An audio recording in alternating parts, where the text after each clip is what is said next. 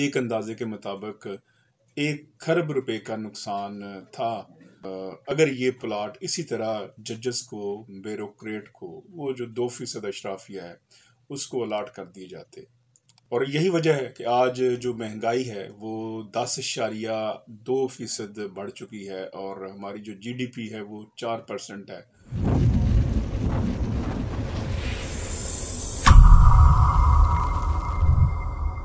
Human rights पीके में मैं हूं आपका होस्ट इश्तियाक चौधरी।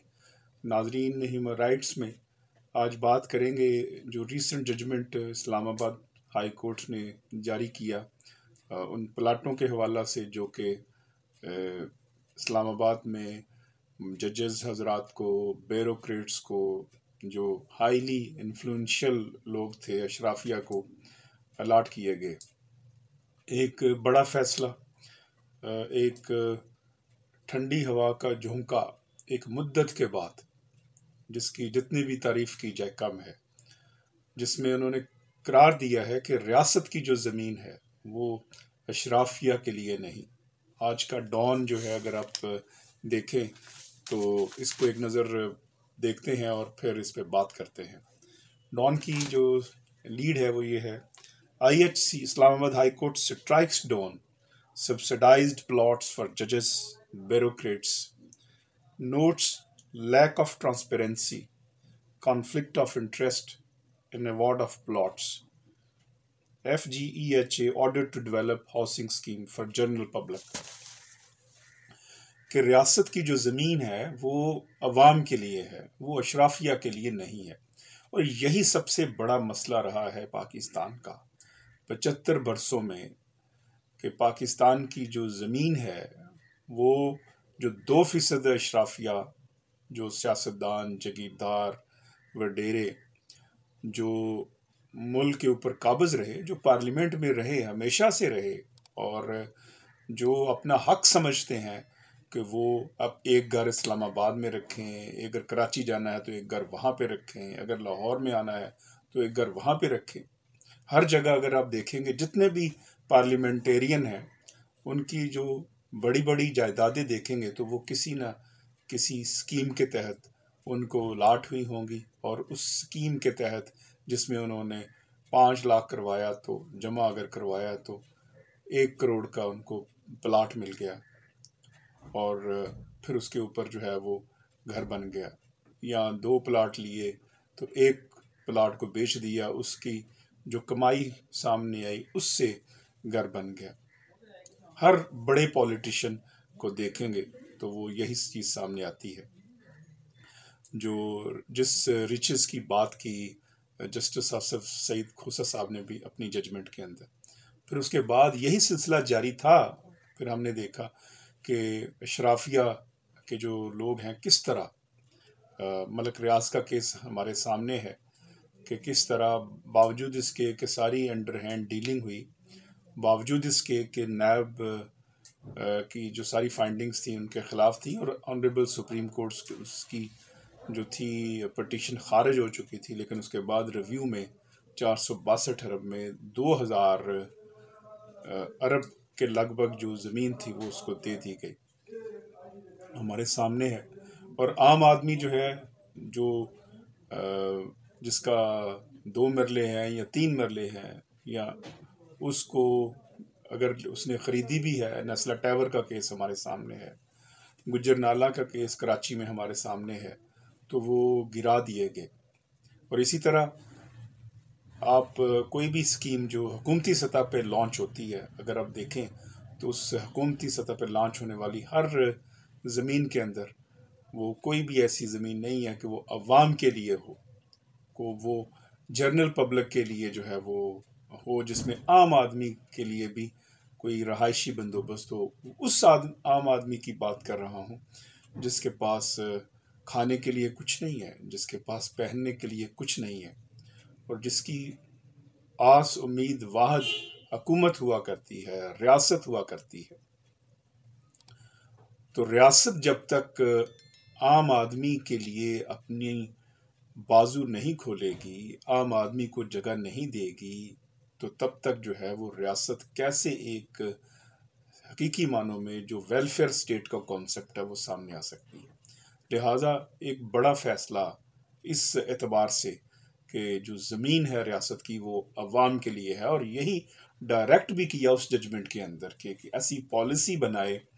जो FGH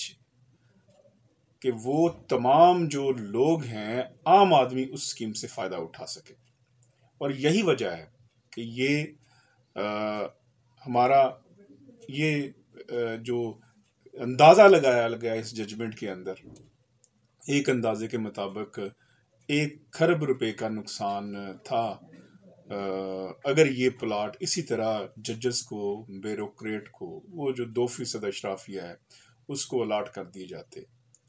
अब 1 खरब का जो नेशनल एक्सचेकर का लॉस था वो इस जजमेंट के ज़रिए बचाया गया यकीनन। और यही वजह है कि आज जो महंगाई है वो 10.2% बढ़ चुकी है, और हमारी जो GDP है वो 4% है, और 6.90% जो है वो हमारा बजट में खसारा है। इन सब की वजह यही है कि जब आप जो वसाइल हैं रियासत के वो उन लोगों के हाथ में दे देंगे जो रियासत के वसाइल को लूटने के लिए बैठे हैं, तो फिर महंगाई भी बढ़ेगी, फिर GDP भी इंक्रीज नहीं होगी, और फिर जो है बजट खसारा भी बढ़ेगा। लिहाजा अब इस्लामाबाद हाई कोर्ट ने तो जजमेंट दी थी, अब देखना ये है, और इस्लामाबाद हाई कोर्ट ने अपनी जजमेंट के अंदर ये भी कह दिया कि ये जो हुक्म है ये 15 रोज़ के अंदर अंदर काबीना के सामने रखा जाए। हम तवक्को करते हैं कि काबीना के सामने जब इस फैसले को रखा जाएगा तो इमरान खान साहब जो खुद अक्सर कहा करते हैं कि अदालतें जो हैं वो सिर्फ अशराफिया के लिए फ़ैसले करती हैं, आम आदमी के लिए फ़ैसले नहीं करती, तो ये फ़ैसला ऐसा है जिसमें इमरान खान साहब को चाहिए कि इसको मनोअन जो है वो इस पर अमल दरामद करवाए। अगर इमरान खान साहब प्राइम मिनिस्टर ऑफ पाकिस्तान इस जजमेंट पर अमल दरामद नहीं करवा सके तो फिर डेफिनेट है कि हम समझेंगे कि वो एक कमज़ोर हुक्मरान है, और वो लोग तगड़े हैं, वो माफिया तगड़ा है जो उनसे ये काम नहीं होने दिया जिस माफिया ने, और जो माफिया जीत गया और वो जिनको प्लाट अलाट किए थे वो जो है वो अवामी मफाद के ख़िलाफ़ प्लाट को रखे हुए हैं। इसी तरह हम तवक्को करते हैं, ज़ाहिर बात है दूसरी तरफ से इस जजमेंट को चैलेंज भी किया जाएगा, लेकिन जब ये मामला ऑनरेबल सुप्रीम कोर्ट में अगर जाता है तो वहाँ भी क्या इस जजमेंट जो एक अच्छी जजमेंट आई है उसको कैसे देखा जाएगा। नए चीफ जस्टिस उमर अता बंदयाल साहब, हम उनको मुबारकबाद भी पेश करते हैं, और उनका ये जायज़ बात है उनकी कि जजेस को क्रिटिसाइज़ ना किया जाए, सिर्फ जजमेंट्स को क्रिटिसाइज़ किया जाए, तो अच्छी बात है। लेकिन अगर इसी तरह अगर ये फैसला जब ऊपर जाता है और वहाँ पे कॉन्फ्लिक्ट ऑफ इंटरेस्ट की बात आती है, और वो ऑनरेबल जजेस जो खुद इस और इन प्लाट के हकदार खुद को समझते हैं, 10 लाख दे के 2 लाख करोड़ का प्लाट लेना, तो वही अगर उसमें कल कलां को अगर इसमें बैठेंगे तो फिर लामहल्ला बातें तो होंगी। तो लिहाजा इसको अच्छा मौका है कि हुकूमत भी इस जजमेंट के ऊपर फौरी तौर पर अमल दरामद करे, और जो है वो ऐसी कोई स्कीम लॉन्च करे जो अवाम के लिए हो, ये ख्वास के लिए ना हो। और इसी तरह हम तवक्को करते हैं कि अगर ये जजमेंट चैलेंज होती है honourable supreme court of Pakistan में, तो वहाँ भी जो है विल ऑफ द पीपल जो है वही रूल करेगी, क्योंकि आइन भी यही कहता है कि जो सुप्रीमा लेक्स सुप्रीमा पॉपुलाई, popular will of the people जो है वही कानून हुआ करता है। ह्यूमन राइट्स में मुझे इजाज़त दीजिएगा। जाने से पहले ह्यूमन राइट्स को ज़रूर सब्सक्राइब करें, क्योंकि ये आपकी आवाज़ है। वस्सलाम।